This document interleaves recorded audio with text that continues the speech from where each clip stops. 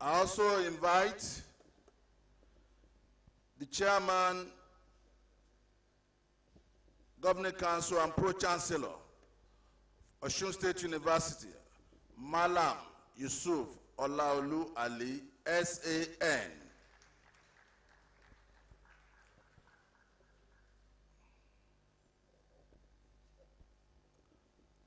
I quickly invite also the Vice Chancellor, Professor Labode Pukwola, to come over.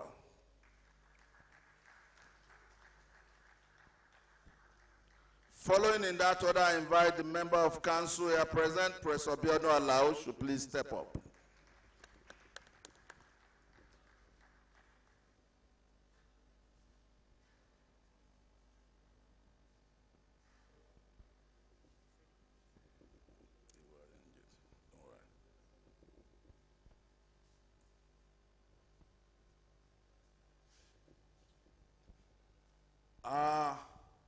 The Deputy Vice Chancellor, Administration and Development, Professor Janet Olaiton, please step up.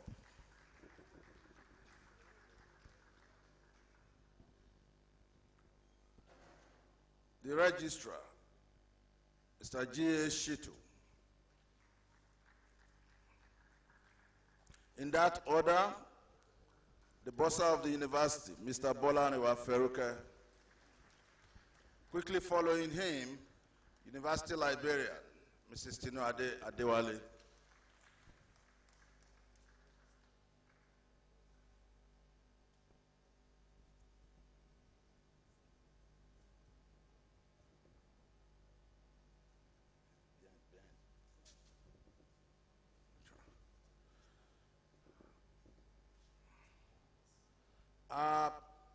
Can we still have dignitaries to move down? Close the space, please. I'd like to call at this stage the man who we are all gathered here to listen to be lectured. His name is Abel Olajide Olanishola, Professor and Head of Department, Wood Products Engineering, University of Ibadan. You're welcome, sir.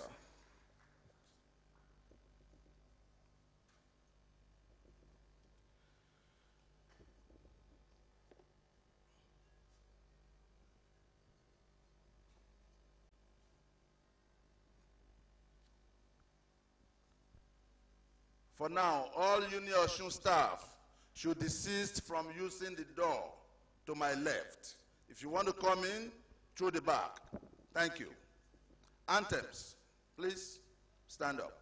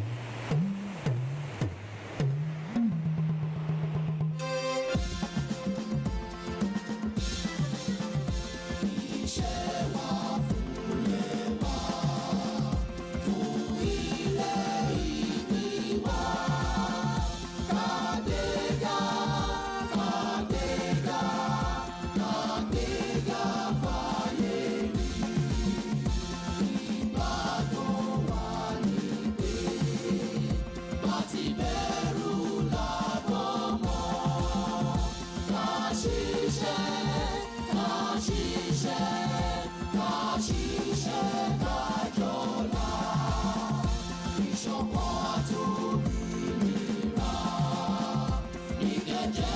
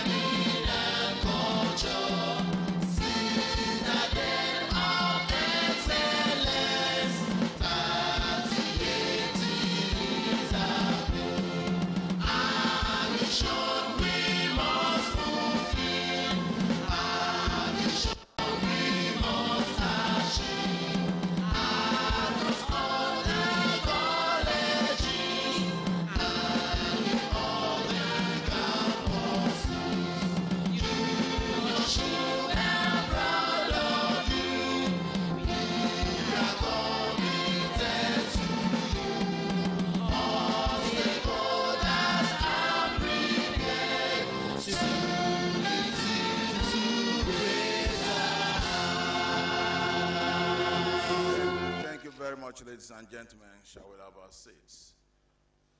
Having recognized the big people, the big wigs here, I also like to appreciate and thank profusely all students and staffs who have made it a point of duty to make it to the auditorium this morning. Just coming in is another distinguished member of the Governing Council, Engineer Prince Tunde Kwanle. Baba, you are welcome, sir.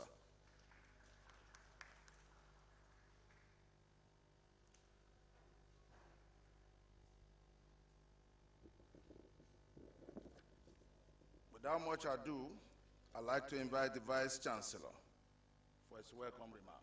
Mr. Vice Chancellor, sir.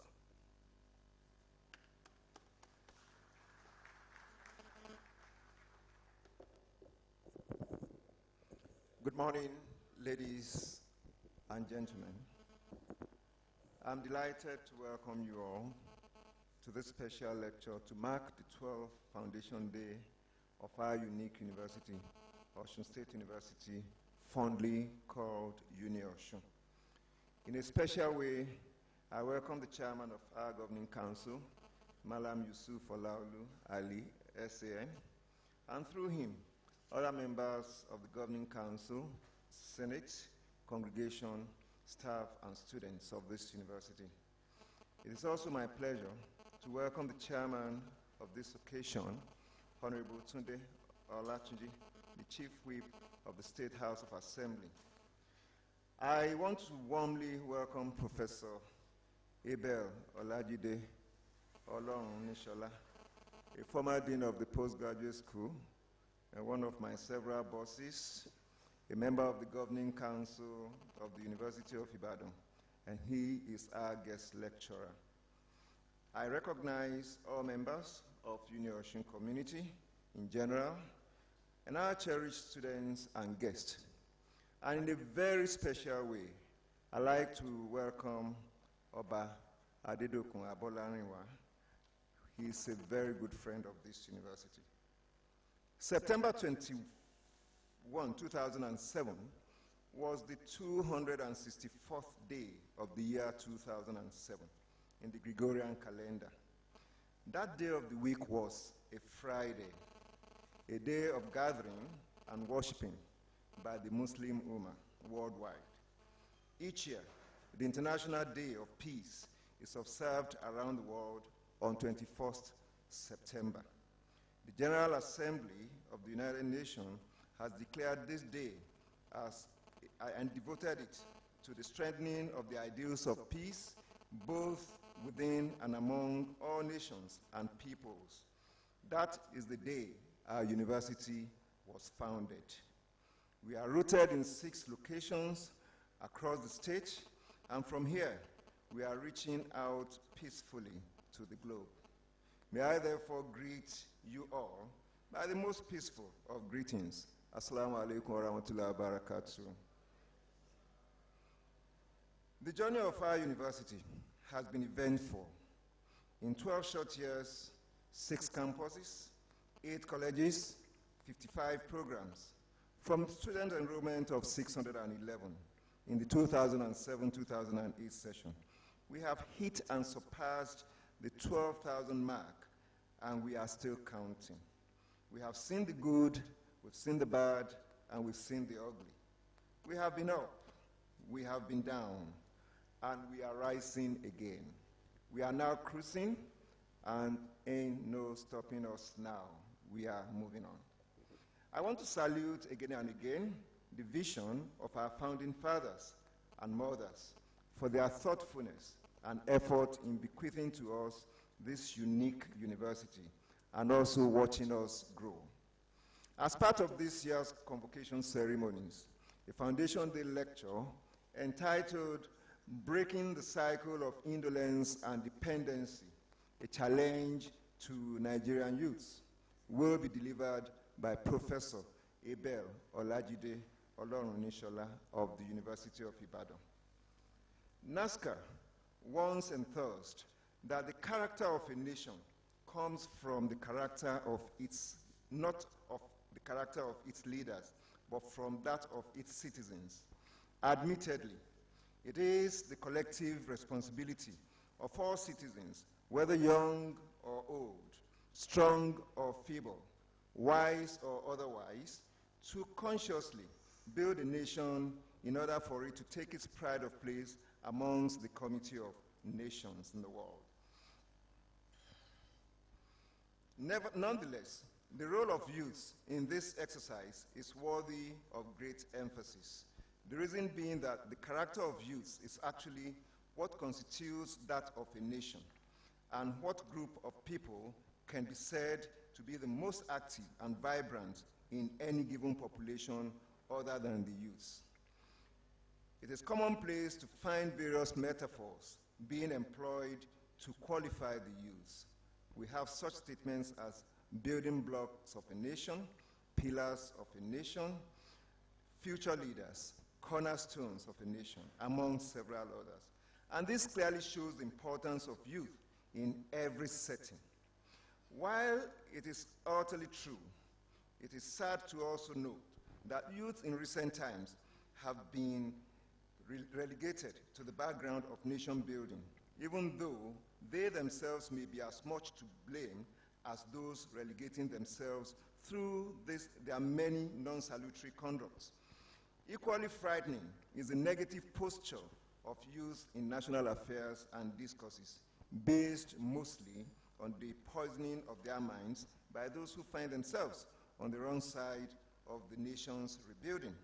This is a potential danger for a potentially great country like Nigeria. We at UNIOSUN firmly believe that there is an urgent need to redirect our youths towards patriotism, nation building, and godliness. We have therefore carefully selected a right peg in a right hole to do justice to this very important topic.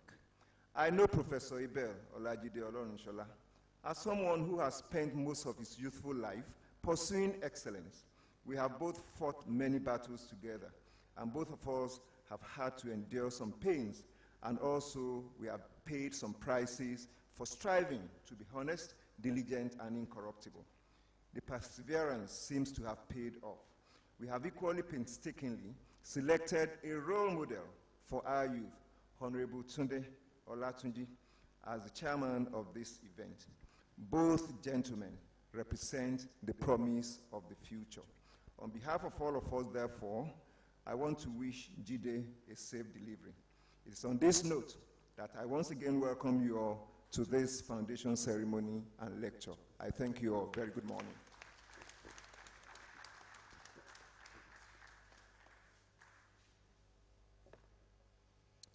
A better round of applause, please.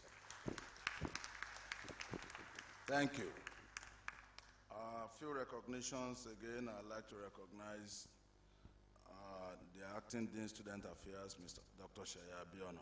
You're welcome.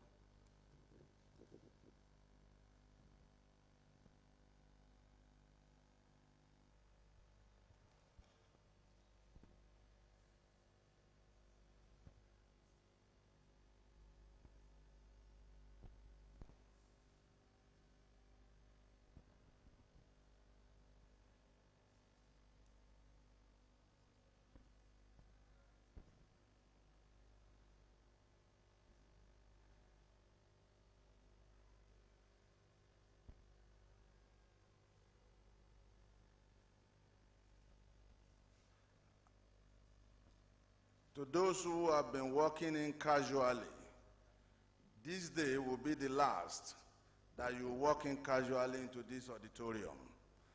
The Chairman Council already sent a warning earlier that once it's 8:30, even if it's one person that is seated, we shall have our programs. And that will be final decision, final answer.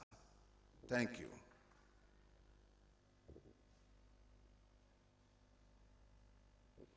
So tomorrow, we expect, even though the time is that we expect every guest to be seated by 8:30, it will be most honorable for guests to be seated, especially internal guests, to be seated by 8 a.m. Once it's past 8 a.m., I want to advise, please do not bother to come, because there will be screening to get in here. So once the queue is too large, it will be cut off at a point. And it won't be good for us to have guests here and keep people from the universities are locked out.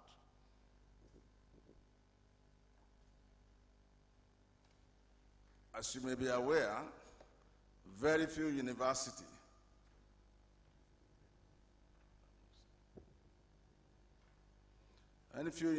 have been privileged to host the president or the vice president of the country. Very few. And UNIOSUN has snatched a place among the top ranked universities in the world that have been privileged to have either the vice president or the president speak during our convocation. This history is made. It can't be overturned. God be with us and give us this day.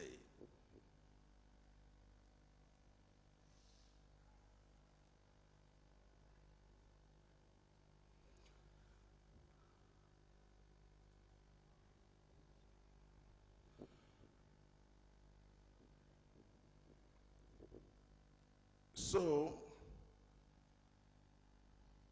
as we'll be expecting enough guests, also, would like to say that movements during the lecture will be seriously curtailed.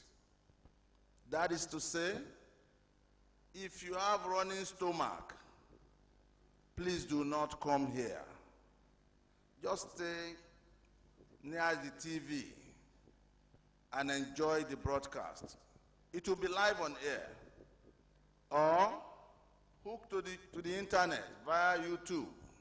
It will be live on air, streamed alive. Or stay glued to your radio if you don't have TV or you are in traffic hold up. Stay glued to your radio, tune to Rave FM. It will be broadcast live. We do not want any movement. As you know, as much as it's our day, it's our biggest day to showcase who we are, what we're made of, and what we intend to be. So, I'm a senator, I'm a provost, I'm a dean, I'm an HOD. Those are just titles for those who keep to time. If you do not keep to time, you are latecomers.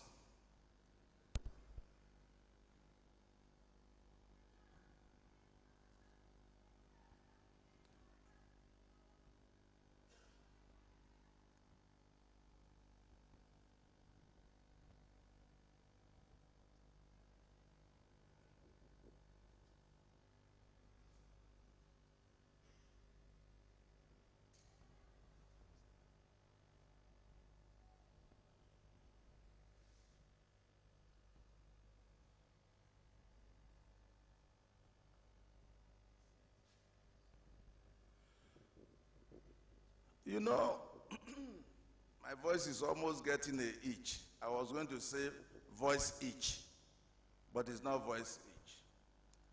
You know, when we have programs, we wake up in the morning, we say, oh God, give us this day. And we expect everything goes well. But because we are not God, and we do not control the affairs of men, only God does, there will be itches, or there might be itches. Presently, we are experiencing an itch, but we are working around the clock to address it. But the fact that I'm standing here and the eminent personalities on this side of the auditorium are seated, I have no doubt God has made this day.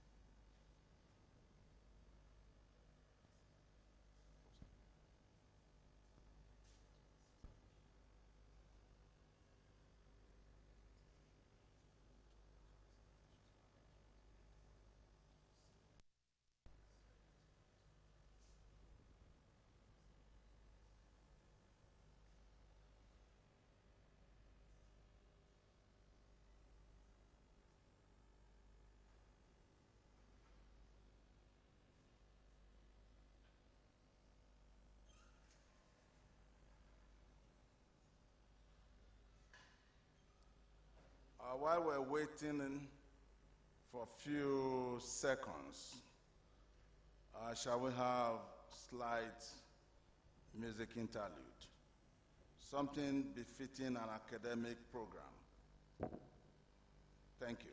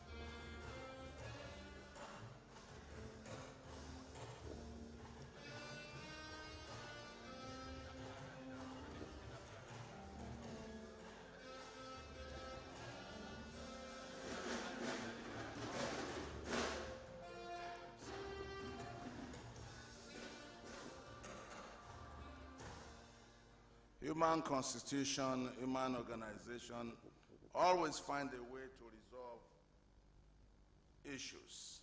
We have resolved this.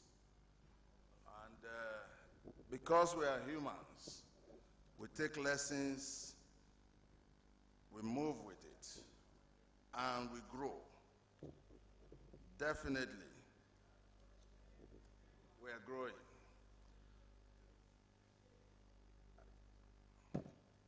I'd like to call on my dear brother and colleague, Dr. Damilare Adekome from the College of Earth Sciences, to present the citation for the guest lecturer. A round of applause for him.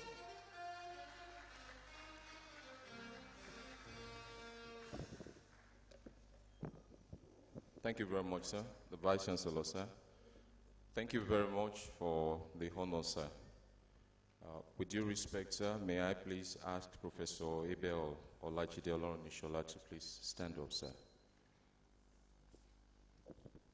Thank you, sir. This is a brief citation of Professor Abel Olajide Olorunishola, FMSN, FNSE, FNIN.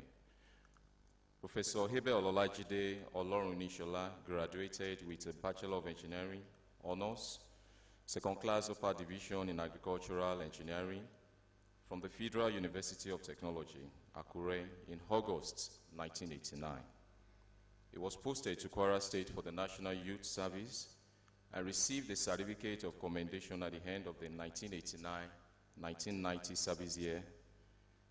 He subsequently obtained his master's and PhD degrees in wood products engineering from the University of Ibadan in 1992 and 1997 respectively, as well as a professional diploma in management from the Nigerian Institute of Management in 1999.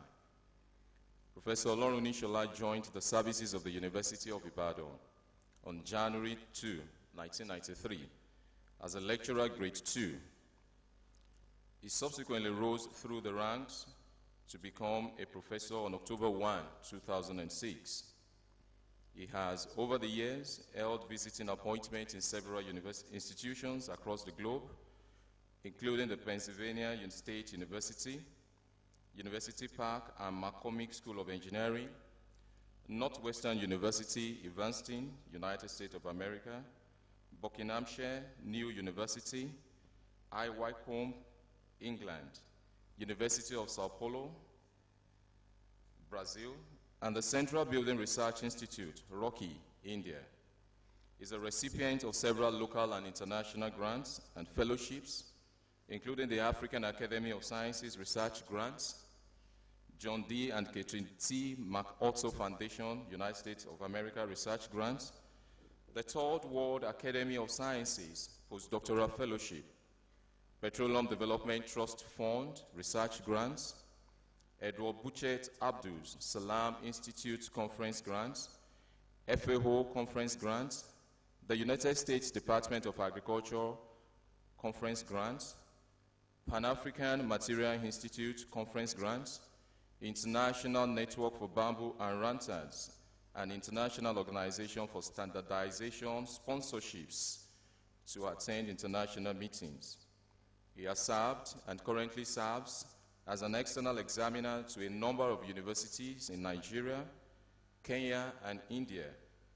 He is also currently a member of high-end BAR Expert Task Force on Rattan Uses and Development, 2017 through to 2020, and Bamboo for Renewable Energy, 2017 through 2021, and ISO Technical Committee, ISO TC 296, on the development of standards for bamboo and rattans, 2017 to date.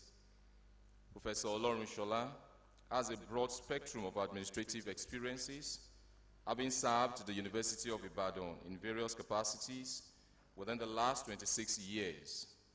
He was the Sub-Dean General of the Faculty of Technology, 1996 to 2000, Departmental Postgraduate Committee Coordinator, 2003 to 2004, Subdean Postgraduate of the Faculty of Technology 2004 to 2007, Subdean of the Postgraduate School 2007 to 2010, and the Dean of the Postgraduate School 2010 to 2014. He has also served in various committees and boards, including the following: Member, University of Ibadan Commercial Enterprises Review Committee, that's January to July 2015. The member of University of Ibadan Strategic Planning Drafting Committee, 2014 to 2015. Board member, University of Ibadan School of Businesses, 2012 to 2014.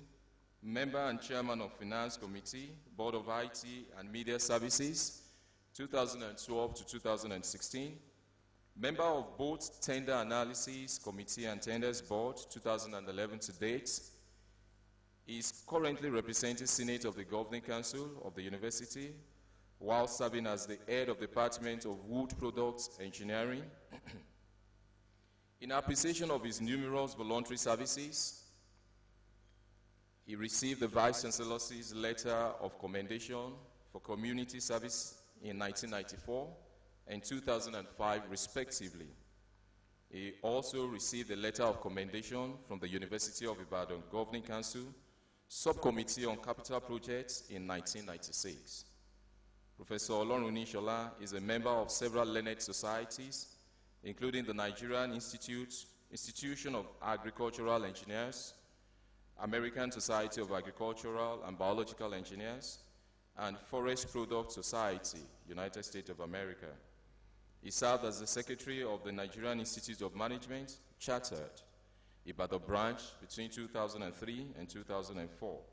The Chairman, Nigerian Society of Engineers, Ibadan branch between 2010 and 2011, and the National Secretary between 2006 and 2010, and President between 2010 and 2014 of the Materials Science and Technology Society of Nigeria.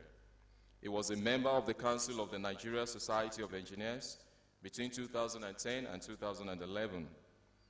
He is the current chairman of the Nigerian Institute of Management, Chartered, Ibadan chapter, 2017 to date. Coordinator of Ibadan Center for the Mandatory Continuing Professional Education course for prospective members, organized by the Nigeria Society of Engineers between 2016 to date. Chairman of the Building Committee of the Nigerian Society of Engineers, Ibadan branch between 2015 to date. And Chairman of Works Committee of Council of Nigeria Institute of Management, 2018 to date. He was conferred with the fellowships of the Material Science and Technology Society of Nigeria, the Nigeria Society of Society of Engineers, and the Nigerian Institute of Management, chartered in 2010, 2011, and 2016, respectively, for his selfless services to various organizations. He has received numerous awards, including the following: 1. Distinguished Service Awards, Nigerian Society of Engineers, Ibadan branch, in year 2004, year 2005, year 2006, year 2007, year 2008, year 2009, year 2012, year 2016. Professor Olagunsoye is also a distinguished alumnus awardee, the Federal University of Technology, Akure, in 2012. Is a Distinguished Service Awards. He received the Distinguished Service Awards, Nigerian Institute of Management, Ibadan branch, in 2014 and also in 2017. He received the Award of Excellence for outstanding contributions as a member of the Committee of Deans of Postgraduate Schools in Nigeria in 2014.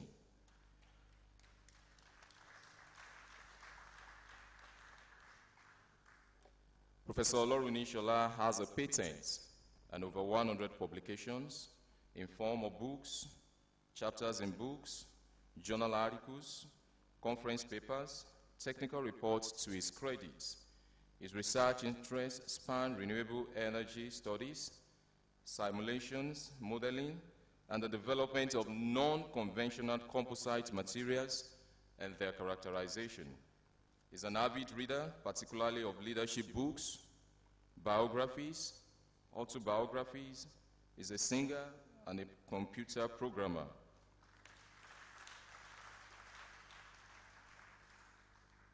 He is also interested in learning new languages and has a working knowledge of French and German. Professor Olagunsoye is happily married to Dr. Omobola Olagunsoye, and the union is blessed with children. Ladies and gentlemen, I present to you this day Professor Abel Olajide Olagunsoye. A round of applause, please.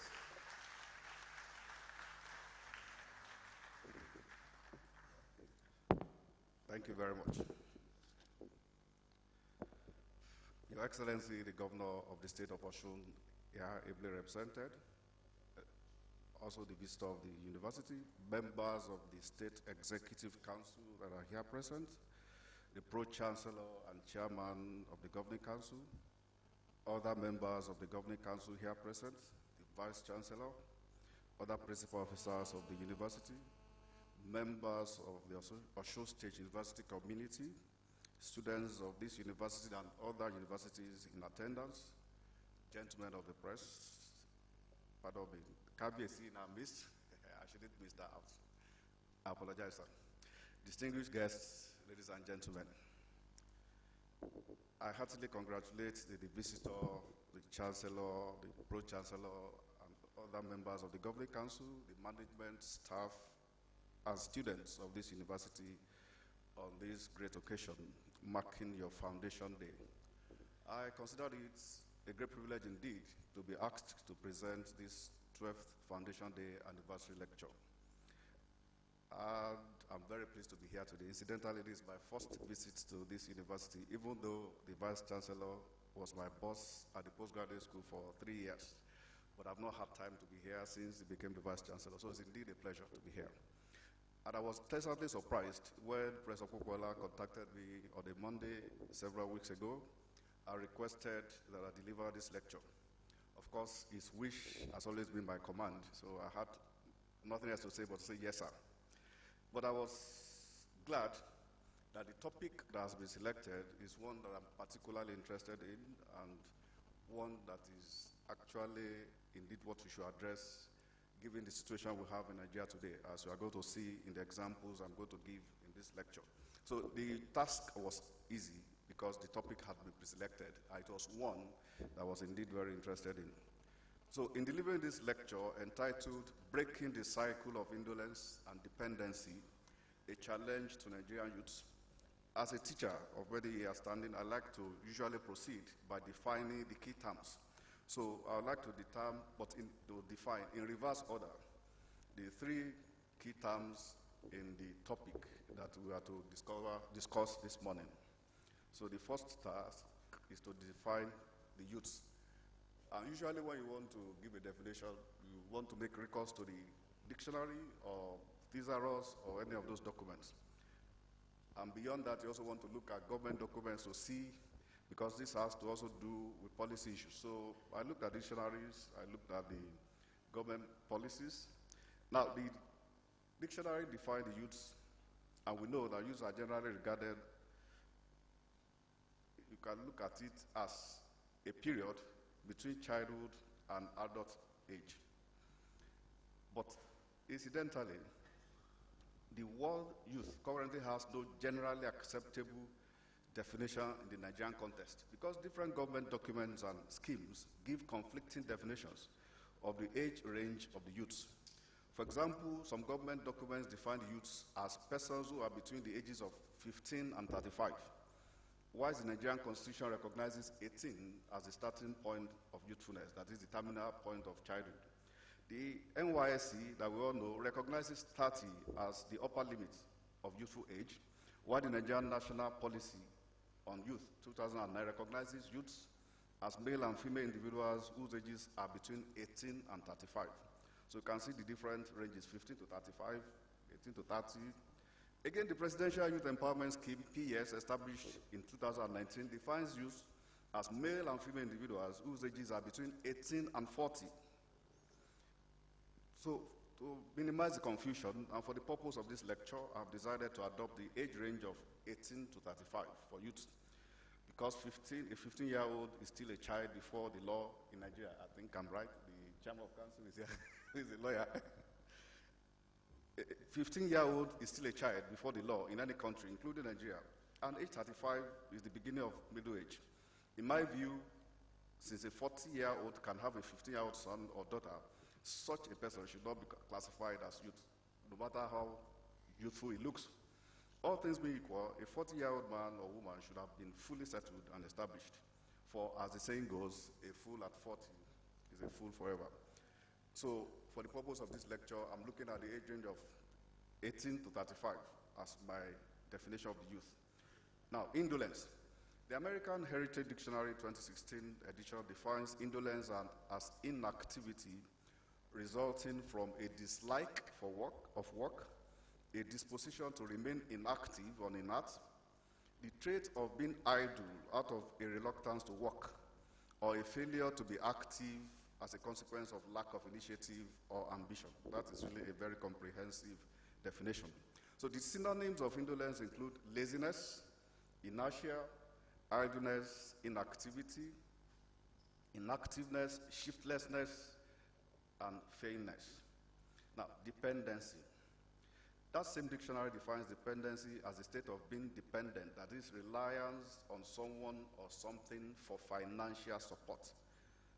Now, indolence and the challenge of youth unemployment in Nigeria. We all know that the youth make up a greater part of the working population of this country, and they are expected to make significant contributions to the economic development of the country. I think the Vice Chancellor has already alluded to that in his speech. Hence, a discussion about indolence among the youth will naturally include issues of unemployment, empowerment, and job creation. Now, I'd like to quickly define these terms. Unemployment or joblessness is a situation in which able-bodied people who are looking for a job cannot find a job. The term empowerment refers to measures designed to increase the degree of autonomy and self-determination in people. The concept is based on the assumption that giving people skills, resources, authority, opportunity, motivation, and holding them responsible and accountable for outcomes of their actions will contribute to their competence and satisfaction. Job creation, on the other hand, is the process by which the number of jobs in an economy increases. Conceptually, it is the proactive opposite of unemployment. Now, youth unemployment is a global phenomenon, so it's not limited to Nigeria. In some societies, it is man-made and can easily be resolved by man-made job creation policies. In some other societies, it is a product of failed economic policies. In yet others, it is a reflection of the demand and supply price mechanisms and how they relate to interest rates and investors' motivation to hire and so on.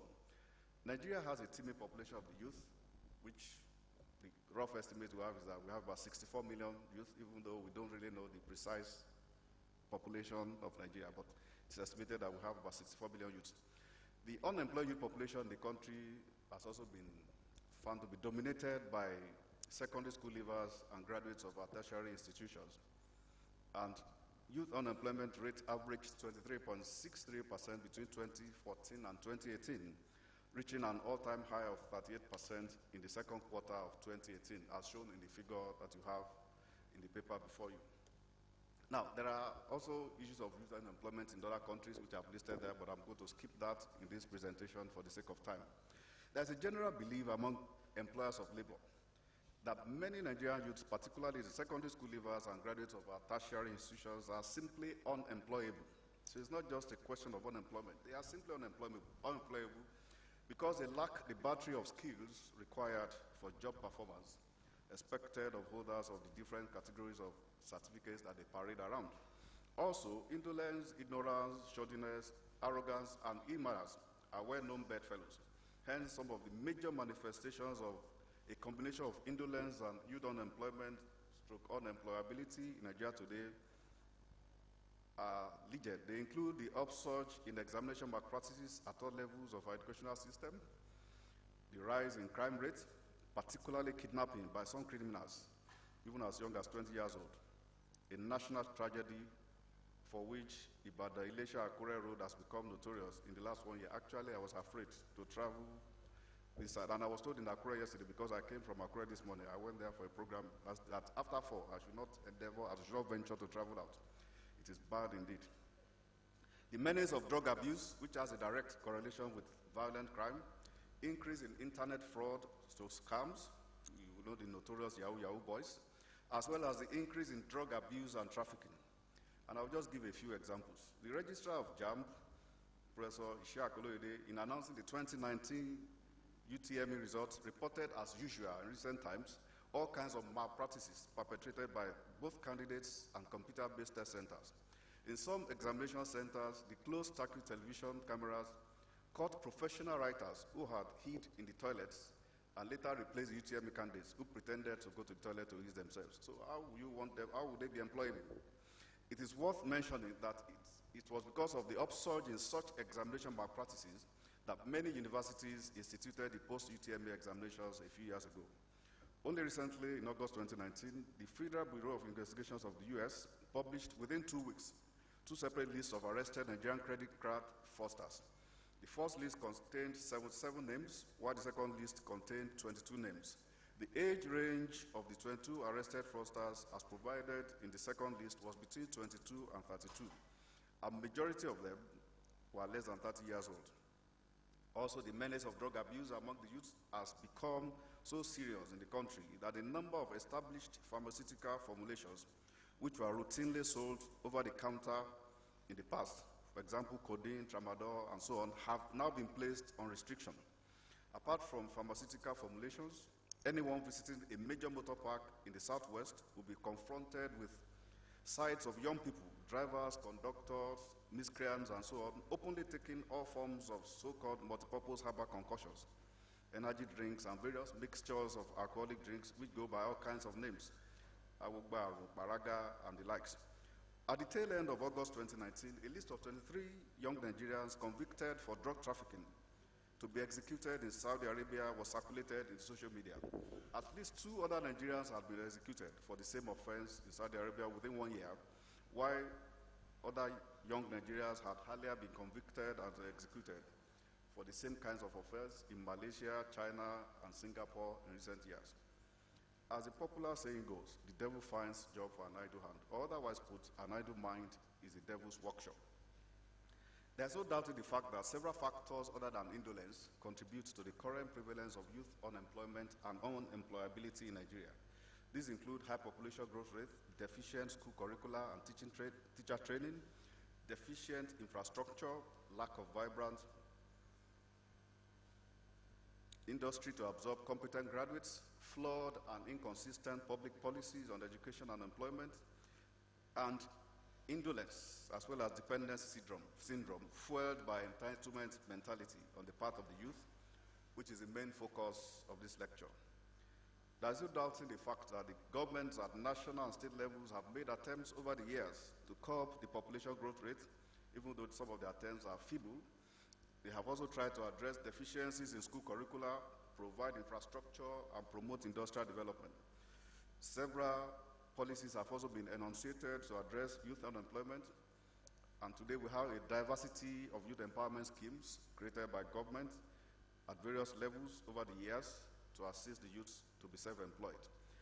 A list includes the NYSC, which now also has as a focus the original plan was to make it to promote unity, but now they also try to provide skill acquisition for the youth corpus. You have the NAPEP, that's the National Poverty Elimination Program. We have the PS, that's the Presidential Youth Empowerment Scheme. Unfortunately, these and many other schemes and programs have not been able to curb the rise in youth unemployment in the country, partly because the effectiveness of job creation depends largely on the quality and, most importantly, the attitude and mindset of the available workforce. It seems that it's yet to dawn on many of our youths that the era of white-collar jobs for all graduates, with the associated belief of Ogota, that era is fast disappearing, and that the Nigerian economy in its current state presents vast opportunities for self-employment. As noted by Okumadewa 2019, an average of 4 million people enter the job market every year, and it takes an average of 2.5 years for a university graduate to get a standard job in Nigeria today. The irony of the situation is that even in the midst of this mass youth unemployment, Nigeria is still in short supply of well-trained craftsmen, artisans, and technicians of all sorts.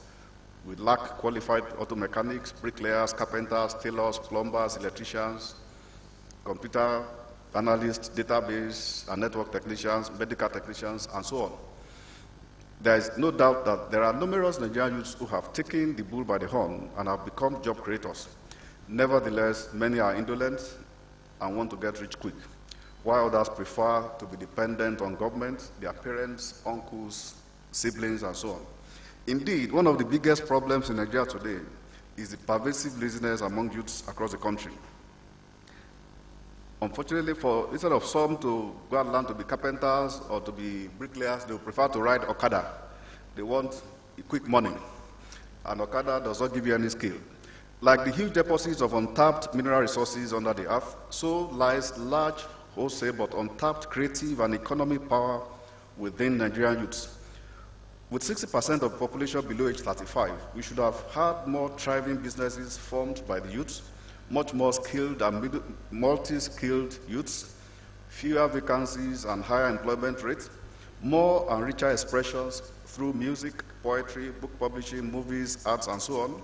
Unfortunately, indolence, though largely encouraged by external factors, as I'm going to show later, have now been internalized, embraced, and magnified by the youths. And I'll give examples of what I see around as evidence of laziness among our youths. Many Nigerian youths nowadays are satisfied with just having a certificate as against having clear know-how or skill. I finish a class, the student will be asking me what is the area of concentration. And I'll say my area of concentration is A to Z. They want to know where to concentrate just to pass the exam. They are not interested in the knowledge. It is now okay to be a graduate that cannot communicate adequately, either orally or in writing. Knowing enough to make a pass mark seems to be just fine. The desire to burn the midnight candle is waning among those who are still students. Few would choose to gain more knowledge or acquire a skill as against being idle. Instead of investing in learning computer skills, or maybe even buying a small laptop, many would rather party, buy expensive phones. Some of them use phones that even the lecturers cannot afford, or simply even do nothing. Waking up early and arriving at work early are some of the biggest challenges of many of our youth today. My classes often time starts at 8 o'clock. A student will come at 8:20 and say, sorry sir, I woke up late. I wonder how that becomes an excuse. Some are led more by the clock than by the demands of the job ahead of them. Many will prefer to do a shoddy job just because it's time or close to the time for them to close from work. Ability to work under little or no supervision and ability to work under pressure appear on the CVs of many youths but are not demonstrated in the quality of their work. Many youths will not attend career seminars or job fairs, but we prefer to go for concerts and weddings. Few will mind the internet for useful information about companies and industries they wish to work in. Most would rather spend time on Facebook, WhatsApp, Instagram, Twitter, and the likes. Many do not take the trouble to practice endlessly for pre-employment tests or rigorously prepare for interviews. Some arrive late for interviews with unbelievably flimsy and irresponsible excuses, such as it was traffic. Many will go better dressed and prepared to attend a wedding than a job interview. Many young graduates desirous of building enterprises cannot seem to understand the concept of apprenticeship or volunteerism, as I'm going to talk about more later. For them, apprenticeship is a concept for the unschooled and semi-educated. They seem not to understand how one can deliberately work with someone or in an organization for some years just to gain access to the knowledge, methodologies, and networks.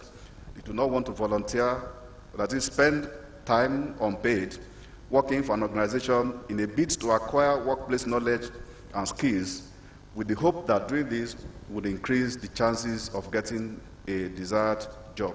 Even those who want to go on industrial type will be looking for places where they are going to be paid. They are not interested in knowledge or skills. They seem not to know how to learn to earn. You know that you have to earn, you have to learn first before you can earn. They cannot delay gratification. Many of our youths attempt starting businesses but fail because of indolence and their inability to pay attention to details. Even the type of music they listen to these days is lacking in content, originality, and creativity. I can imagine someone just say, Orimiwu Elagiba. I mean, what does that mean? Generally, the quality of preparation for anything has reduced. Laziness and casualness show in every area of the lives of many of our youth today. Many of the Nigerian youth want to start big. Quite a number of our young musicians today have composed songs about this wishful thinking of becoming as rich as Dangote or Otedola. We see them all around, we hear them.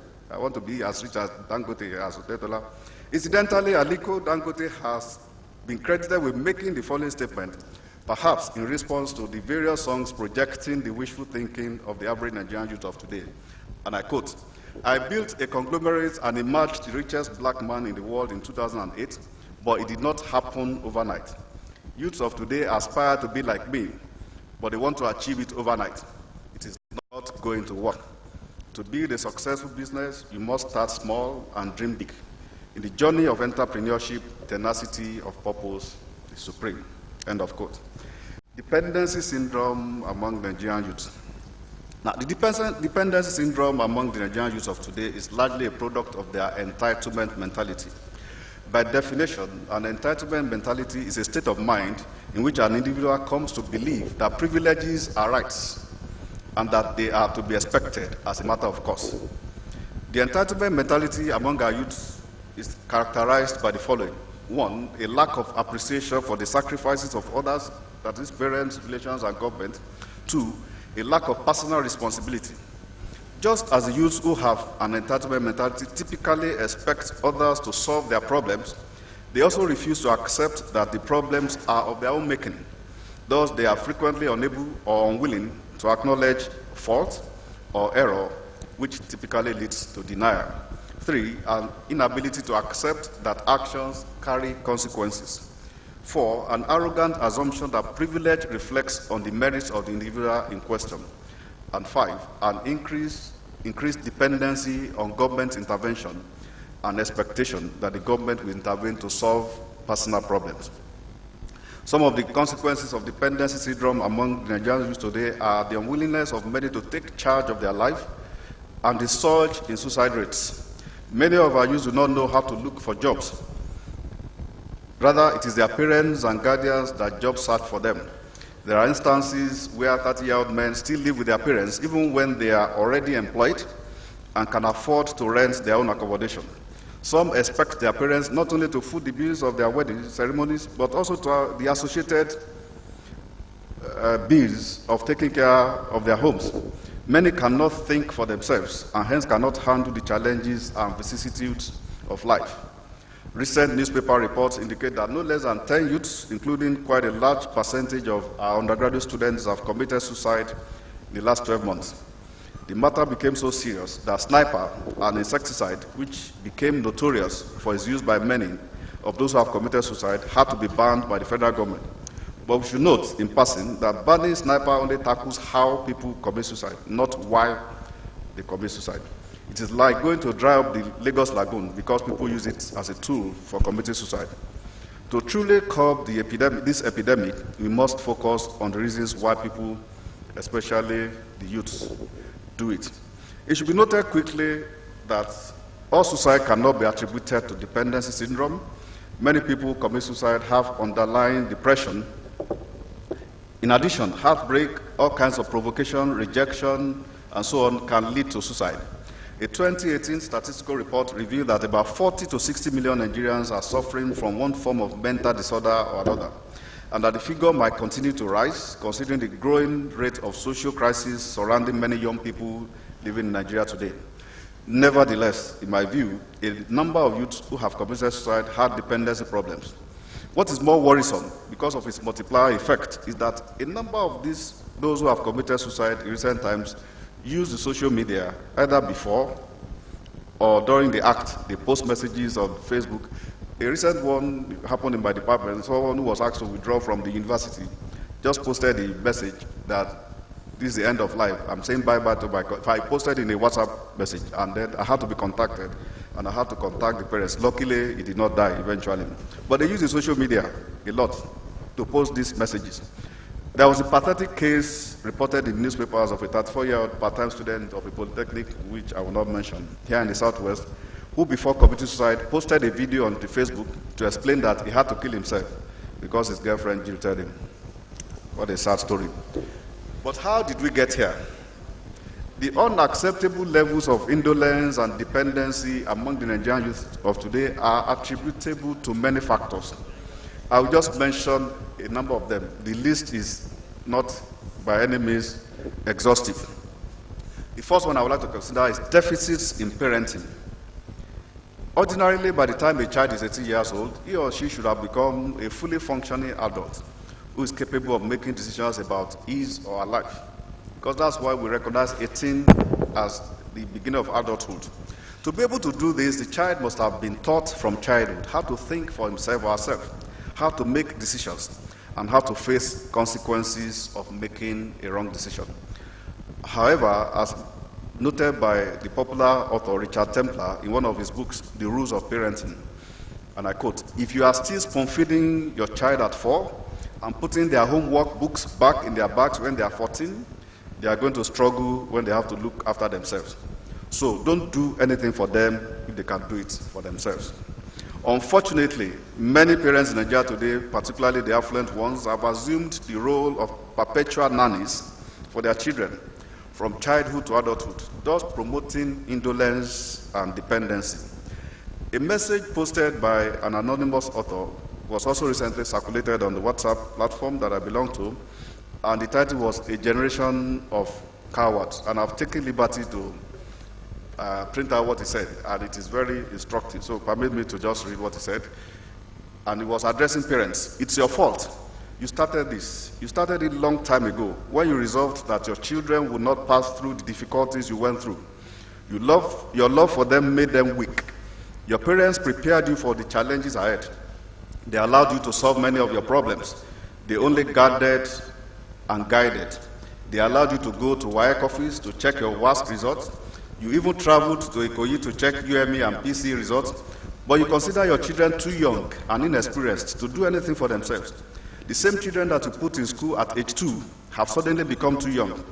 You rush them through childhood, thinking cognitive achievements will see them through.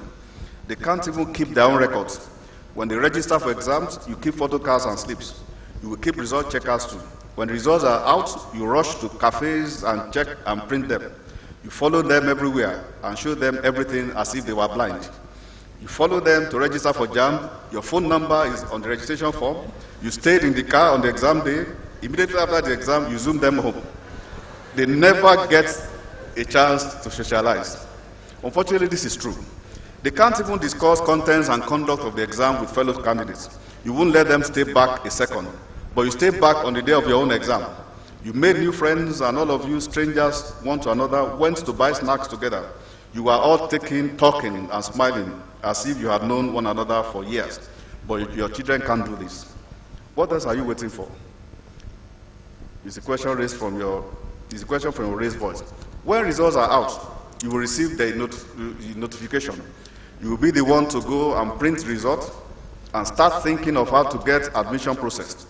Finally, when the admission is secured, you will still be the one to go to banks and pay all fees. You will also travel down to look for their accommodation. Unfortunately, you can't follow them to campus. You have preferred to attend every lecture with them. You inevitably relax the apron string at this stage and allow them to face life by themselves for the first time. They now have to, for the first time in their entire life, do things by themselves and for themselves. There's no more mom and dad to think, act, predict, assume, and foresee events anymore. Then the vicissitudes of life come knocking. They fail one course out of 9 in 100 level, but they struggle to move on. When it happens again in 300 level and they consider all the hardships of the last 2 years, the only way out is to commit suicide. Now, linking dependency to suicide, that's what I'm trying to do here. What kind of children commit suicide after failing exams? Haven't they heard stories of dropouts who have become extremely successful? What kind of children are you raising? Please stop raising a generation of cowards. I think that is food for thought for parents. Thank you. Thank you. Now, the next point is the current preoccupation of the youths with the cell phones, the internet, and social media. Many of our youths today spend hundreds of hours on their cell phones, the internet, and social media. Many Nigerian youths now turn to the social media for consolation and comfort in times of emotional needs. According to Common Sense Media survey conducted in August 2018, teenagers spend on the average 9 hours a day online. Now, it would have been nice if they spend that educating themselves, because you can also learn a lot from the internet. And that's what I force my students to do now in class. They bring the phones to class. If I ask for questions, they don't know it, check on the internet to let them know that you can use your phone for good purposes. More than half of teenagers, about 54%, agree that they were spending too much time on their cell phones, whilst 41% agree that they were spending too much time on social media. The era of young students doing their homework themselves is vanishing in Nigeria, not just in Nigeria, even in the US. The era of cut and paste has taken over. So if you give them assignment, they just go on the internet, they cut and paste. Many students, including students of Harvard, have had to be asked to withdraw or have been dismissed for plagiarism. Many such students see nothing wrong in copying answers to homework questions from the internet. Some even copy entire project reports and submit same as their own for their award of degrees. To such people, plagiarism is an alien word that does not exist in their dictionaries. In extreme cases, many students at different levels of education have constituted themselves to NFA, no future ambition, clubs, simply because of their affluent background. Then there is the challenge of the get-rich-quick mentality of the youth of today. As earlier mentioned, many Nigerian youths of today are dreaming of getting rich without hard work and patience. These days, quality effort does not seem to matter. Mental and physical lethargy have now set in. We are now raising a generation who believe in minimum or nil effort. Their philosophy, sometimes encouraged by many religious organizations, is Ishe Kekere, Oyinlola, that is little effort, stupendous wealth. Many are not bothered about skill development, job search, entrepreneurial pursuits, creativity, and innovation. The kinds of get-rich-quick programs being promoted by the private companies through the print and electronic media are not helping matters. For example, a reality television show winner or a dancing competition winner goes home with prizes worth millions of naira, while the winner of a quiz or any other academic competition goes home with a few books or some relatively cheap items. Corruption is also a problem. We have administrative corruption, political corruption, electoral corruption, and academic corruption. All experts are in agreement that government corruption is the worst form of corruption in Nigeria, which accounts for heavy losses in national income required for economic growth, trade, and investment. Now, it's been estimated that about $400 billion was stolen between 1960 and 1999. I don't know how much more between 1999 and today. An implication of gross electoral corruption is the enthronement of misfits as leaders at different levels of governance who have wreaked havoc on the nation. Over the years, billions of naira that could have been put to better economic use have been squandered on fraudulent electioneering campaigns and fighting electoral battles in courts of law. Hundreds of otherwise potentially useful young lives have also been lost during elections due to fraudulent democratic practices. However, let me hasten to add that based on my observation and personal experience, the Nigerian society in general must be blamed for this state of affairs when it comes to corruption. Because a person who serves in leadership position in the public sector for many years, or in a political office for a few years, without strings of cars, houses, and other forms of possession, is usually regarded by his relations, friends, and local community as a failure and a fool, no matter his or her contribution to the society. So we all contribute to corruption. Now, scarcity of good role models. Aristotle once noted, that I agree with him, that human beings learn to be virtuous by modeling the behavior of moral people, and depending on their role models, people can learn both good and bad habits. Unfortunately, one of the challenges confronting Nigerian youths of today is the shortage of good role models, or at least their recognition. Our youths are bombarded in newspapers with celebration of thieves, murderers, and saboteurs with their fanciful cars, houses, and flamboyant public donations to demonstrate wealth, without questioning the source. Merit and hard work are hardly any qualification for elevation in many fields of endeavor in Nigeria today. This is the case of a society where role models set bad precedents. It is now trickling down to all facets, from father and mother to children, from teachers to students, from politicians to electorate, pastors and imams to congregation, from manager to subordinates, and from leaders to followers. Bad role models everywhere. Music, movies, politics, and fashion, which are supposed to portray societal values and assist in building up children to responsible adults. We are also having a problem in that case. There is no longer the case. This is no longer the case, as the supposed agents of societal values have degenerated into agents of bad influence on the youth. Taking music as an example, many years ago we had a number of musicians whose music touched and inspired the soul. Music that has stories to tell, stories that made sense. What do we have today? Foul language by musicians. Such music is accompanied by all kinds of funny dance steps. Many Nigerian youths are no longer entertained with good music. Unfortunately, nobody seems to be ready to hold the wayward musicians accountable and let them know that though they may claim that they are entitled to their erratic, eccentric, and immoral behavior, they are not permitted to destroy the future of the youths who adore and emulate them. There's also the demise of volunteerism. It's now the case that nobody wants to volunteer for anything anymore in Nigeria.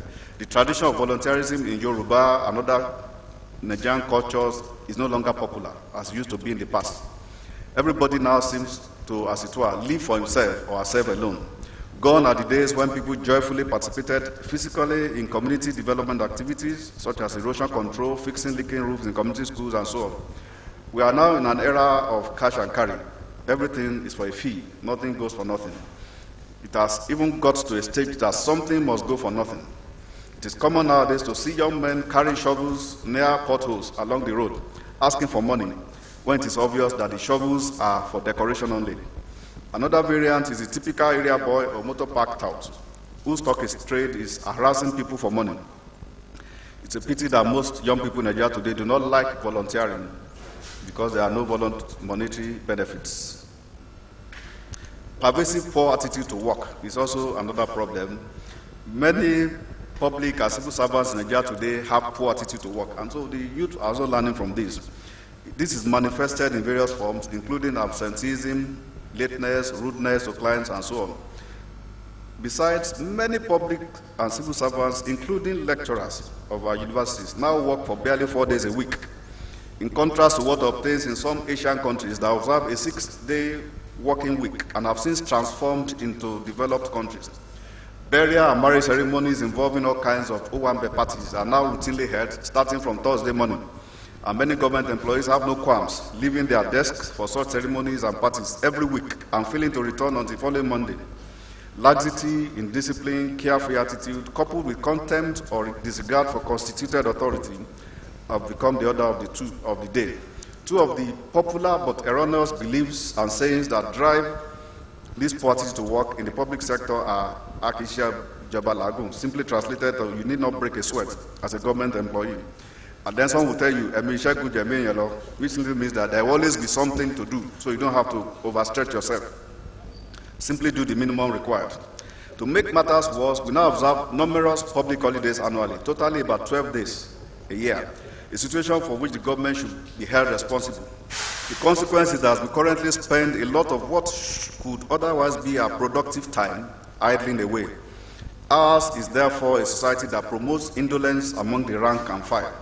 I recall one of my sons once asking his mother, when he was about 7 years old, what I did for a living, that warranted my leaving home every working day of the week and returning in the evening.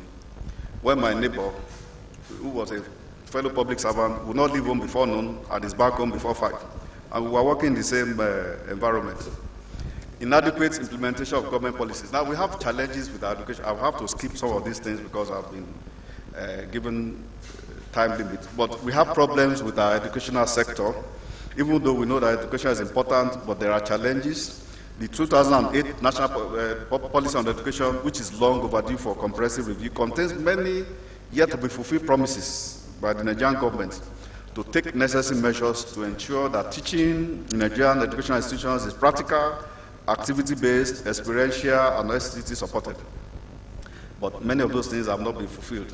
Even though government has made efforts in recent times, the Save the School Initiative, Adopt a School Initiative, Homegrown School Feeding Program, and so on, they have put all these things in place, but there are still a lot of challenges. Even nomadic education was introduced. We also have the challenge that sports, co-curricular and recreational activities have been relegated to the background in many public and private primary and secondary schools, and I'm sorry to say, even in our universities. In those days, Wednesday was supposed to be for sporting activities, but that is no longer the case.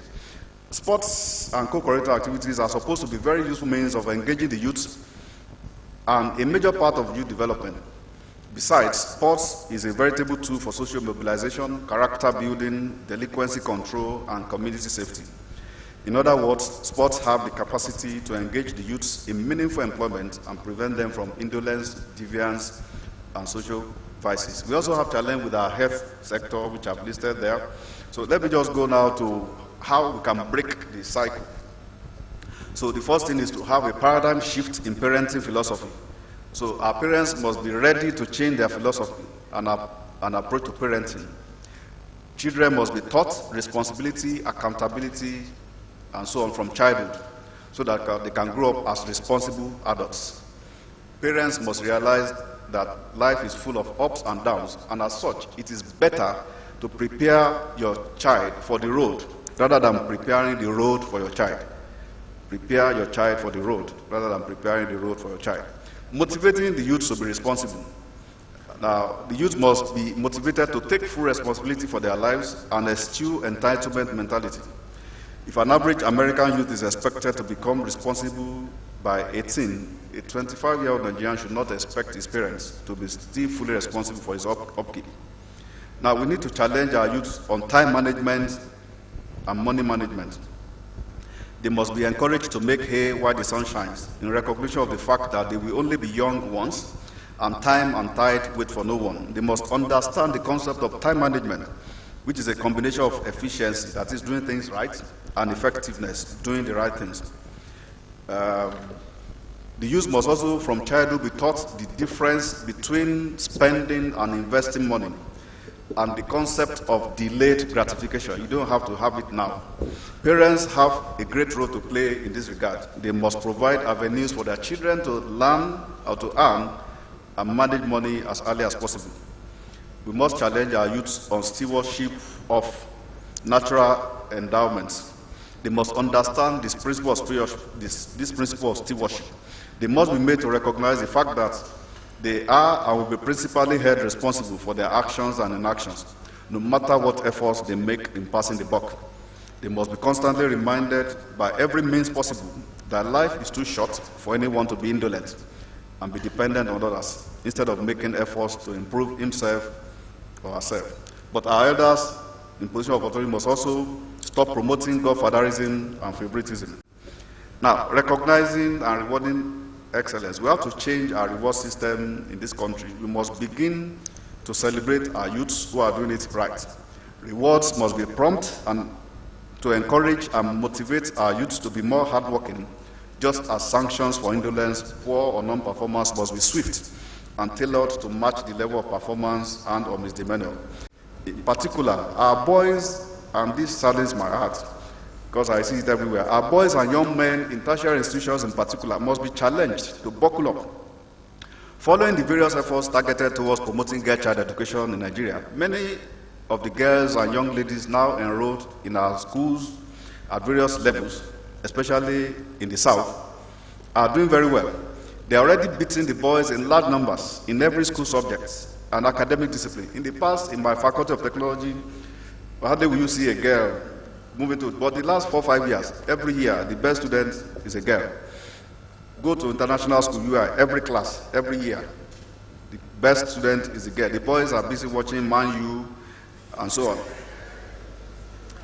Anyone in doubt should make out time to attend the valedictory service of any private secondary school or convocation ceremony of any Nigerian university and take special note of the number of awards received by male and female graduating students.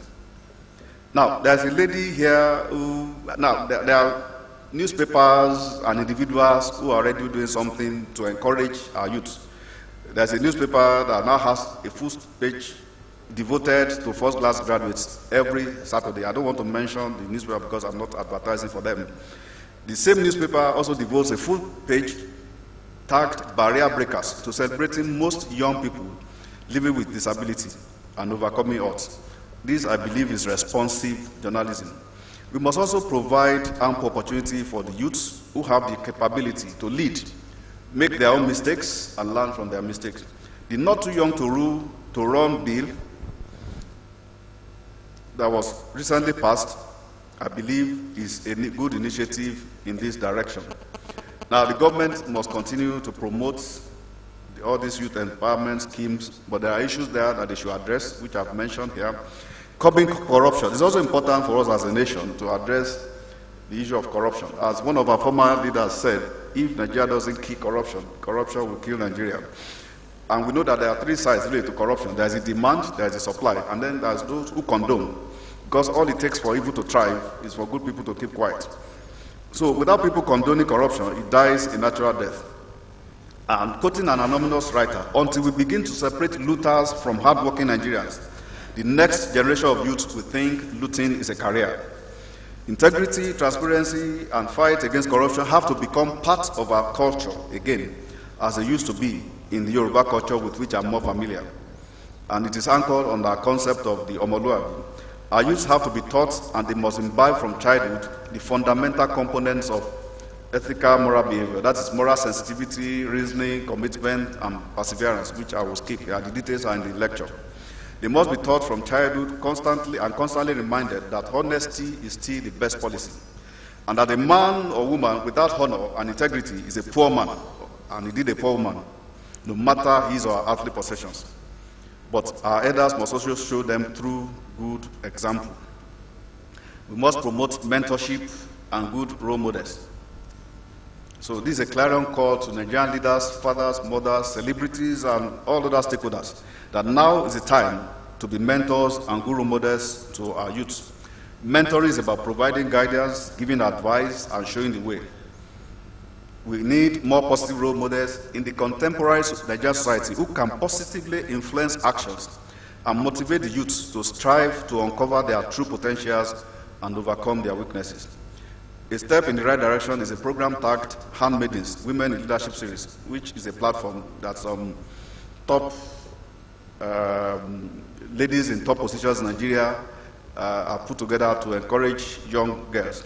I also have the story of a 21-year-old lady here, which I will skip for the sake of time, but you can read. She indeed is also a good role model for people of our age. We must again promote the culture of volunteerism among the youth. We must revive the culture of volunteerism because it bears many advantages for teenagers, the youth, fresh graduates, employees, recruiters, employers, human resource leaders, and the likes. Early in life, the youngsters who engage in volunteerism begin to learn to love, to help, to share. They learn about teamwork, leadership, and how to be more accountable to serve others and society. They get a training ground to utilize some things taught in school and also a platform for discovering themselves. Volunteering is also renowned for skill development, socialization, and fun. As there are more job seekers than there are jobs, the youth have to resort to creative entrepreneurial approaches to job search, such as volunteering. They should be ready to do unpaid work in exchange for learning and skill building and or absorption into a career track. As noted by Nike Dizoza, the founder and managing director of a number of thriving businesses in Nigeria, volunteering builds team spirit, interpersonal and communication skills, leadership skills, humility, and spirit of caring, all that we need in employees and citizens of the nation. And I've said that let's imagine a Nigerian society with volunteers from secondary and tertiary level schools and employees. We will find a diffusion of skill, knowledge, and ideas across industries, sectors, career groups, age groups, educational levels, and so on.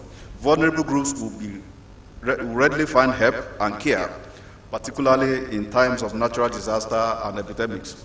It is imperative that parents and guardians allow their children and wards to partake in various types of volunteer schemes.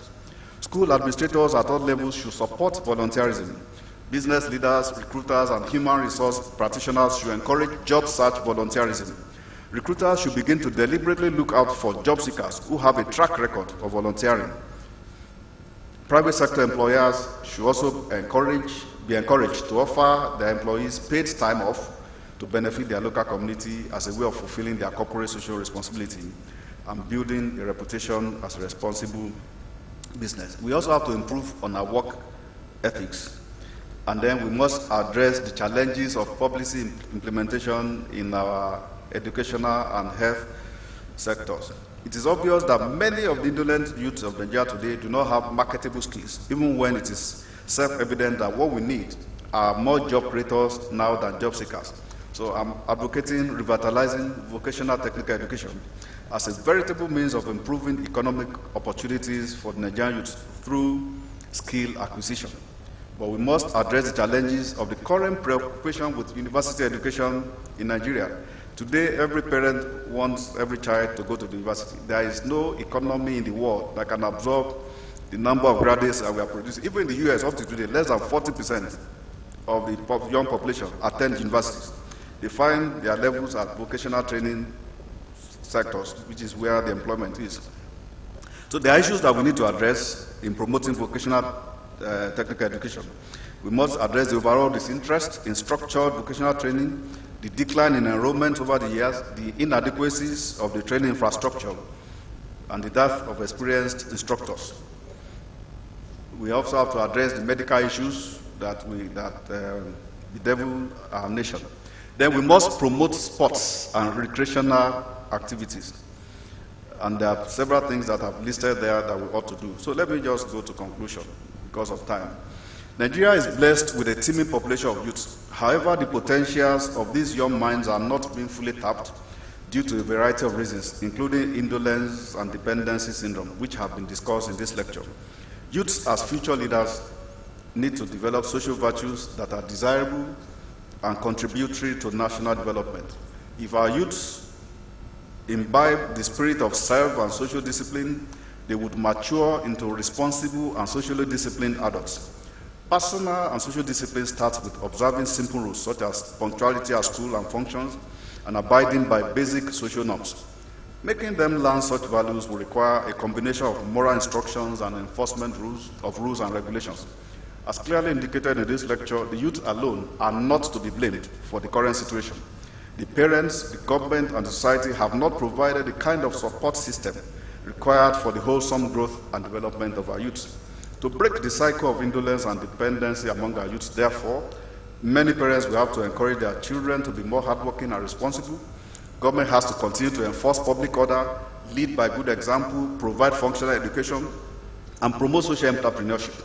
Public and civil servants must adopt good work ethics, while adults in all walks of life should be ready to mentor the youth and be good role models. All said and done, the national change we seek will not be transformational and transgenerational if our youth do not collectively and individually begin a journey back to hard work, industry, persistence, thoroughness, dependability rather than dependency, and excellence in all spheres of human endeavor. I thank you all for your attention.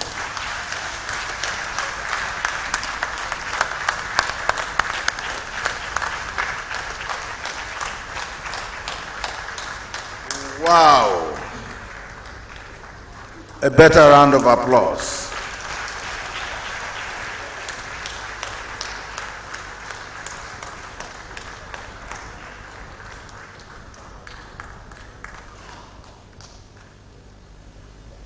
A well-packaged, well-written, well-delivered lecture, fitted for this time and age. Thank you, sir. With silent voice, not shouting, controlling the microphone, it led us through the problem of our society, viz. The youths. At this stage, I'd like to call on the chairman for the occasion, Honorable Tunde Olatunji, the Chief Whip, House of Assembly, State of Osun, to give his remarks. Thank you.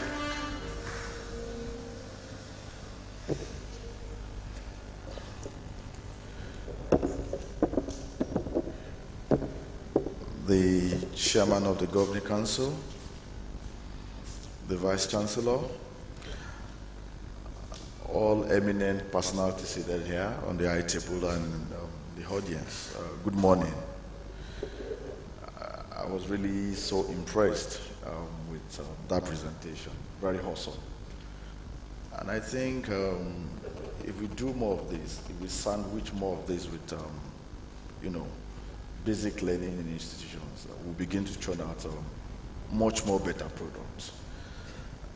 Our problem, our challenge, is not because our graduates don't pass their courses when they're in school, but that thing that they really need to survive when they get out of school is usually missing. And that is exactly what lectures like this will do. And at a point, I didn't know when I said it to myself, I said, truth is constant. Because for once in a very long time, I'm under a lecture, and I'm beginning to listen to things that I so much believe in.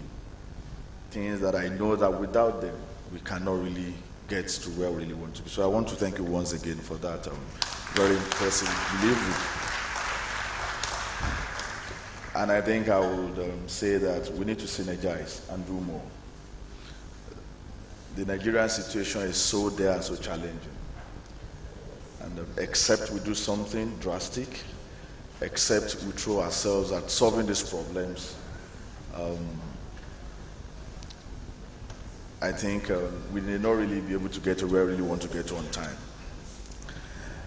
Let me just, share this with some of us. Just the day before yesterday in my office, I received two great pupils.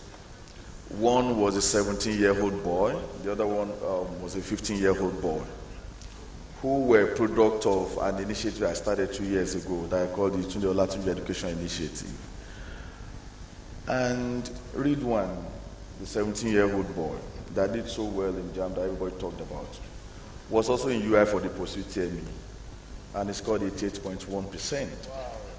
Ridwan had no reason to succeed in life. Ridwan is from a very poor background. He lives in an environment where nobody inspires him and nothing inspires him. Before I adopted Ridwan, the first day I saw him, he had about 13 stitches on his trouser, wearing the same uniform from SS1 through SS3.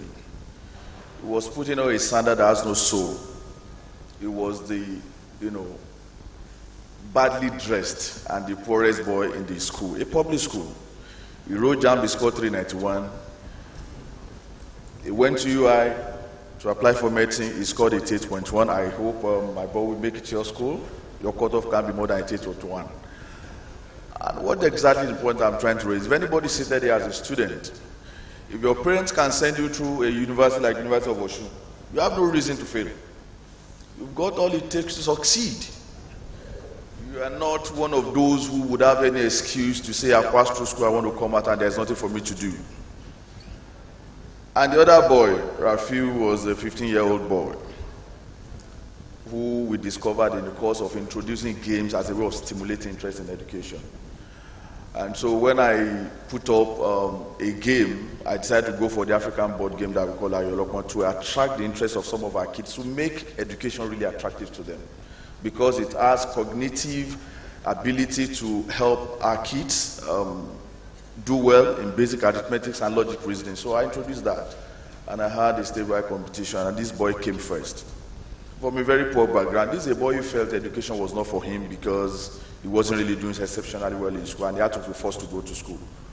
But because suddenly he realized that he's the best student in the whole of Osun that can play Oyinlola because he won the gold competition, the gold award for my competition, education suddenly became attractive.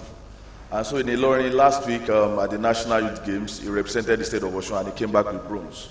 He was the youngest of all of them that participated. What exactly are we trying to say? If you like listening to brilliant lecturers, if you don't make your command there, you're going to succeed. You may not really get anywhere. So the responsibility of succeeding lies 98% on you. The environment does not differ. The situation is not different. I wasn't from a very rich home. My parents were just, civil servants.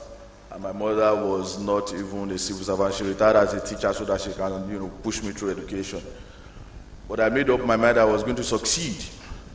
And so success is not really going to be a function of what you've been told, what your parents can have for you and all of those things.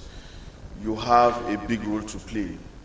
And so on the tree of cluelessness or irresponsibility in personal life, poverty is a low-hanging fruit. Where you know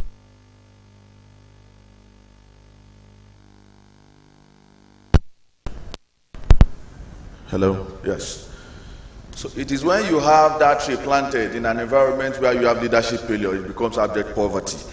So you have your role to play, the government has its role to play. And I think if we are really not going to get much traction from the older generation, I think our generation and those coming up, we have a lot of work to do. I think the problem lies more with us. And that's why I argue that for those who think Nigeria is not doing well, because the older generation have failed us, you need to wait for my generation and coming behind to actually see if there will be a difference, if it won't get worse. Because we are not even doing it better at all. The few percentage of those who are responsible citizens, you still find them among the older generation, not even those who are coming behind. So we all have a lot of work to do. We have a lot of work to do. I did analysis myself about a year ago, and I looked at 3 major vices that is taking close to 1 trillion naira from the pocket of our youth, and it will amaze you. On daily basis, our youth take as much as $25 million on betting, online betting, Niger betting. Everybody wants to put on their naira, win 1 million. And so that industry came out to say our industry worth $25 million on daily basis. Even at 300 naira conservative investment, you can tell what that means. In 2017, Jigawa and Kano alone consumes 3 million bottles of codeine on daily basis. And so if you multiply that, that will give you an idea of what we're talking about. And 4.5 million Nigerians, according to a global tobacco report, consume sticks of cigarette. And in 2016 alone, Nigeria produced over 20 billion cigarette sticks. And they were consumed and few were exported. And then 75% of those who fall into these categories are the younger ones. And so I looked at it. We need to restore our value system. Very important. And for those of us in leadership, we are privileged to find ourselves. Leadership is not only in politics, it's everywhere. In institutions, in religious settings. I know, for instance, this notice was very short, but I can't get a call from Professor Kokola and I will not make it. He knows what my day was yesterday. We were back on day to celebrate his day, and I got his message by 9 p.m. I said I will be here as a matter of duty. I'm not here for anything. I'm here as a matter of duty. We hold this generation a duty. We hold this state a duty. We hold ourselves a duty. The future is bleak, and we must be frank with ourselves. And that's why I say it all the time. If you are not ready to be accountable and responsible, don't go into public office. You cannot give what you don't have. And so if you think it is not going to be right for you to do what is right and attempt to put the situation in a better way, it shouldn't be. Because a number of times we are not giving good examples, and that's why there are issues. And so we must also begin to demand accountability in leadership. We must begin to also expect there must be responsible citizenry. The two complement each other. There are going to be a result. You cannot wake up and be seated there and you are putting on a white cloth. Only God woke you up, but God did not dress you up. So it is the duty of God for those who have decided to substitute responsibility with religion. It is also going to work. Everyone has his role to play. As a citizen, as an individual, you've got a role to play. God is a constant factor. That's what my basic mathematics told me. It is only human beings that are variables. And so when you had variables and you have constant, which means if God is 10 for me, it's 10 for everybody. But if you bring 1 to 10, you have 11. If you bring 50 to 10, you have 60. So you've got a big responsibility to play in making sure that we shape the future. And so for me, I think our job really lies in talking to ourselves. We must ask ourselves, what exactly do we want as a generation? What exactly do we want as a people? Alabukun is over 100 years as a product. That was invented at the time there were no policies for SMEs. That was invented at the time that there were no schools for pharmacy in Nigeria. That was at the time that government was not even interested in anybody establishing. He had no reason to establish it. That product has outlived most other products that were even developed in institutions like Harvard and MITs. That man did not have access to all of what we have access to today. So if you dare to do the right thing, if you make up your mind that you're going to be responsible and add value, I believe that we've got what it takes. And so we will continue to see what we can do to make the society better. I'm happy. When I walked in and I saw KBC, I knew it was going to be here. I mean, it tells that it's what you place premium on that will determine what you are going to do. If you are bringing whiskey here, you won't tell them to be here by 8:30. You will have to have mobile police, SSS, DSS, because some of them will sleep here. But because what we are talking about is what will give them future, they will not come on time. And that is the kind of generation I fall. That is the generation that we want to make a difference. And that is why a Wole Soyinka, a Leke Halder will not have 500,000 following him on Twitter, on social media. But somebody who is going to dress with, and put all manners of things, you have them as 10 million followers. And that tells me who you follow. Will tell me who you will be. So if people like a Pro-Chancellor would not mean anything to you, that's a man I'm meeting one-on-one for the first time. He has a lot of respect for him. He's from Ife South local government. He has no reason to be who he is today. He's a product of hard work and seriousness. My generation is not serious. And so we must have a change. And that's why I say it all the time. You see, academic qualification is not a substitute for common sense. It is high time we begin to deploy common sense. We know learn in school. And so if you are in doubt of what the place should be, by now you have an idea. And that's why it is the illiterate that build, and it's everywhere, from Edinburgh, where I come from, to Lagos, to everywhere. It is the illiterate that build house for the graduates. You see, there are more illiterate that landlords than graduates that are tenants. Because you believe that certificate and financial intelligence are synonymous. It's not the same thing. You see, in addition to, you must plan your life. And that's why I love that lecture. It touches on everything that is significant. I can bet you that the highest concentration of iPhone in Osogbo is in UNIOSUN. That is the truth. And an iPhone costs as much as a Bajaj. It's more than working capital of a lot of people. And so the simple thing is this: if there is poverty, we all decide to be poor. And so you cannot fight penury with poverty. You cannot have a society that you claim you don't have enough resources, and you also, as an individual, you also lack. What is it? A poor man is not that man that doesn't have money in his pocket. It is when your brain is empty, because there's a link between the brain and the pocket. You see, once the brain is empty, once the brain is idle, the pocket must be empty. So you must understand so properly that we must begin to cultivate the right attitude and imbibe the right cultures.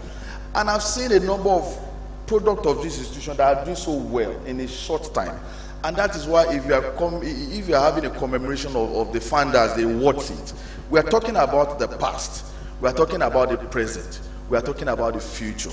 So if you can see product of the institution doing so well in engineering, I know some of them doing so well in SMEs, I know some of them that have chosen to go into blogging and they're doing so well. These are product of the institution. It is the same vice chancellor. It is the same university. It is the same lecturer. So you have yourself to blame if you fail to succeed. If you fail to succeed, you've got yourself to blame. Harvard course, I never attended Harvard University. I will one day, it's one of my dreams. I've never been to MIT, but I've had cause to sit with graduates of this great institution, and I've never for once been intimidated by anybody. Because I know that the responsibility of succeeding in life depends solely on me. And that is why I will make up my mind that I'm going to succeed. So if you are seated here, I hope and I expect, it doesn't matter what the grade you have acquired before now, there's always a turning point in the life of every man. And so you must look at this as an occasion for you to tell yourself that I will succeed. You must make this as an avenue for you to charge yourself. You see, you must be sufficient to inspire yourself. It is the same condition that you are talking about that Deji, who was a graduate of OAU, decided to start Jobama, and Jobama is one of the top, ICT companies in this world. He also attended the same school, the same environment, the same state of Osun, and people are doing well. There is nothing that things are hard for us. There is nothing that we are not making. You say you are not making it. Say it is hard for you. There is no, there is nothing like joint destiny when it comes to failure. It's either you succeed alone as a person or you succeed together. So we must begin to have a social re-engineering of our thinking. And I think that's where our challenge will be. Few days and I'll round up. CBN sent out a policy on VAT increase, and the most recent one, not even CBN for VAT increase, that was FRS, but talking about cashless policies. And I would have expected that if I would take time to explain to an Iyaloja, to an NURTW executive, I will understand. Not somebody who has a phone that can even at least understand the basic thing about cashless. I can now begin to explain what cashless means to a graduate. Your education is not impacting anything. That's what it simply means. And so, beyond all of these rhetorics is the fact that in addition to our qualification, in addition to our certificate, you must get skills. Contrary to the belief that there are no jobs, I also beg to disagree on one hand. You see, you must first of all establish, is it that I'm unemployable or I cannot find employment? It's not the same thing. We must categorize it into two, because at the time that we thought Nigeria was moving from, moving its people from illiteracy to literacy, we find ourselves in functional literacy again. And that is the order of the day. People who carry certificates, who we assume had gone to school, but they don't have understanding or proper understanding whatever they think they have spent their time to learn. So we have more functional illiterate even than illiterate. And Yoruba say, so the challenge is this: we must begin to let education have meaning. It's beyond reading and writing. It must impact you. You must be a better person. We cannot continue this way. It is not sustainable. I tell my colleagues all the time, this model is not sustainable, whether we like it or not. I drove from Osogbo to Lagos, and all I see on the right, on the left, are weeds. I see bushes, as if it was the way God created heaven and earth. It shouldn't be so. Man was created to conquer his environment. We must make a difference. We must be able to harness all of these potentials and resources. We must begin to see. You see, on Lagos-Ibadan Expressway now, plantain chips are sent Biggie and Gala out of business. They don't plant plantain in Lagos. But anytime I'm moving, is either I'm driving behind a truck of banana or a truck of banana is driving behind me. And then they will now shift it into Lagos, and I will now buy, you see, Lekki address, VI address, VGG address on plantain chips. What is that telling us? It is not even a function of location. It is exactly the way you are. You see, the largest producer of cocoa in the world is Côte d'Ivoire. It has never made $5 billion. Mars that produced chocolate that you made in 2016, its revenue was $18 billion. There is no single tree there. So it is not really all of the environment. It is that time we move away from all of Nigeria is rich. And I wonder how rich you are. You cannot do a budget of $30 billion and fund effectively. South Africa has been doing budgets of $100 billion for over a decade. And then you say Nigeria is rich. It is not about what you have beneath the ground. Otherwise, a country like DCR, Democratic Republic of Congo, should be the richest. It has reserves of mineral resources in excess of $24 trillion. Americans' GDP is less than $24 trillion. But it is also a country that cannot survive without aid and support from other countries. The capital of the next generation is the human being. And we can no longer continue to celebrate Nigeria is 200 million people. It's not about human beings. It is the percentage of that human beings that we process to become human capital. And that is place of education. And that is place of institutions like this. We must move away. If we like, let us be 500 million people. If the human capital is just 10 million, our productivity is also be that of 10 million. And that is why after America, the second largest exporter of agri products in the world is Netherlands. It's just like benchmarking population of Lagos. And less than 6% of the people are into agriculture. With all your 80-something million people and arable lands, what exactly is the productivity? So we must not continue to mistake activity for productivity. Every human being must wake up and say, today, what have I achieved? If you are in doubt as to whether we are productive or not, look at the statistics. 1.2 billion African with GDP of 3.3 trillion. Even Germany is doing the same thing and even more. So how can a population of 90 million people give results more than 1.2 billion people? We all have a role to play. We cannot continue this way. Education must be functional, citizens must be responsible, youth must take charge of their future. We must all come together and salvage this state, salvage this nation, salvage Africa, and make a difference. We are not created a lesser human being. We are nothing but a product of what we are made as society to become. And I am an incurable optimist of a progress in Nigeria, because I believe our prosperity lies in us. And we are made up of great men and women. So let us rise together and build a better state. Thank you so much, and God bless you.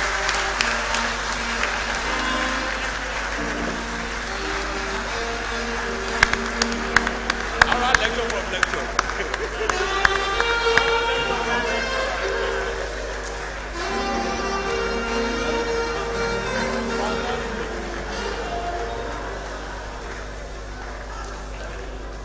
If I had missed today, I would have missed the whole convocation. I'd like to call on the Chairman, Governing Council and Pro-Chancellor, Malam Yusuf Olalu Ali, SAN, for closing remarks. Kabiyesi, recognizing you, I recognize all of us that are your subjects. You are welcome, sir. We have all listened to those who are sensible, because common sense is not common. We have all listened to a life-prolonging lecture by Professor Oyinlola. Can we please give him a big hand again?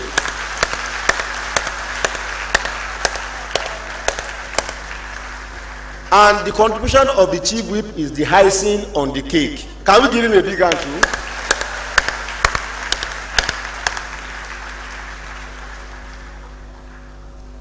My takeaway from the lecture, Professor Oyinlola said we should be mentors.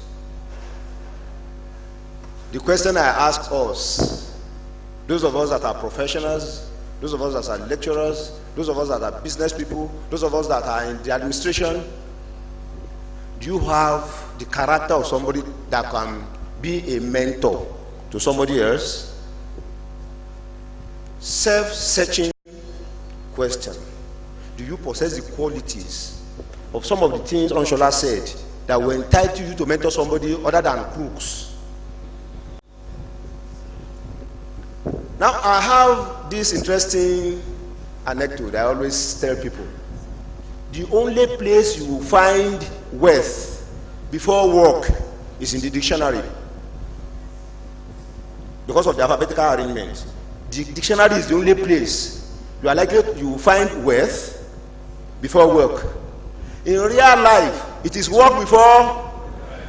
But if you want wealth before work, I will recommend 4 types of works for you.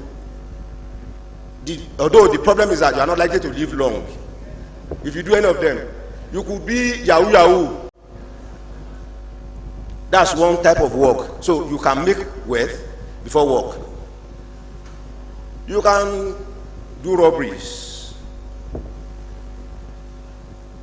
You are likely to have wealth before you do any work. You can also, if you are lucky, kidnapping.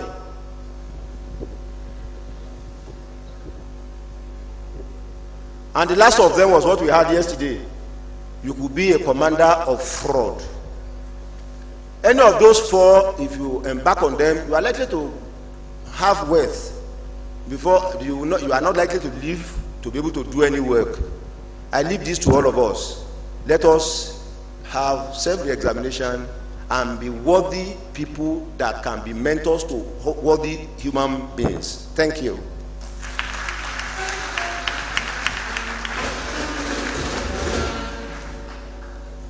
Thank you very much, sir. I wish we were not going to end, but we must end. Too sweet, too flavorized. Now we call on the university librarian, Mrs. Tino Adewale, to present gift to the guest lecturer first on behalf of the university.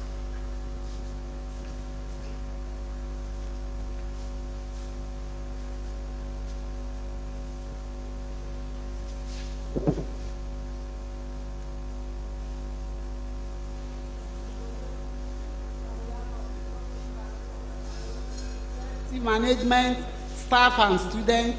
We really appreciate you. You have really taught us many things today. We ever live to remember today. We are grateful.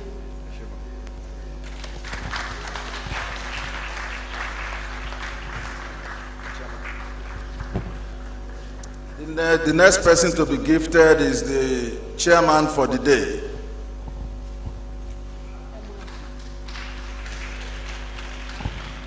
Like the Pro-Chancellor has said, you put eyes on the cake baked by the guest lecturer.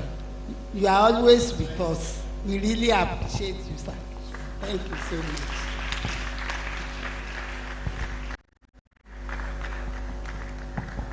Ladies and gentlemen, vote of thanks, Mr. J. Shitu. Yeah.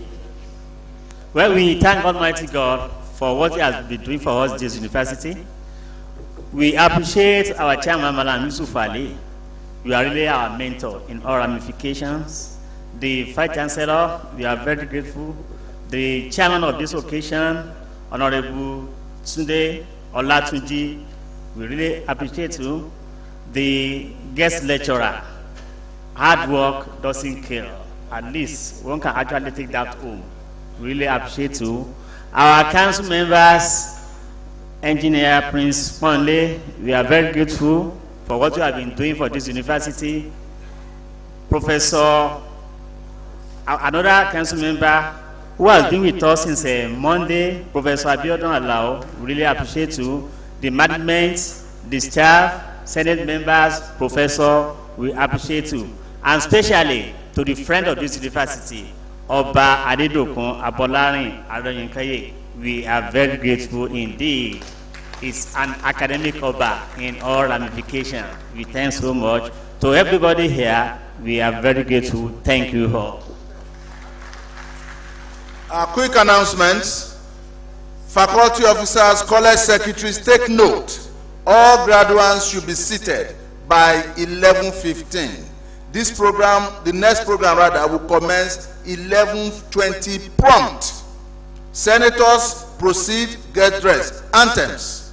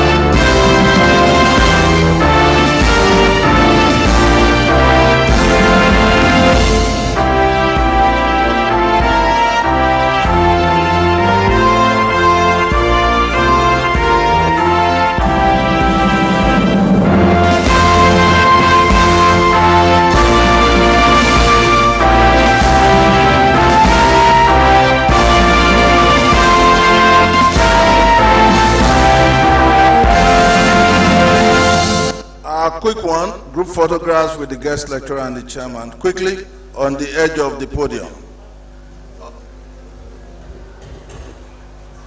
Others can please go out. The right,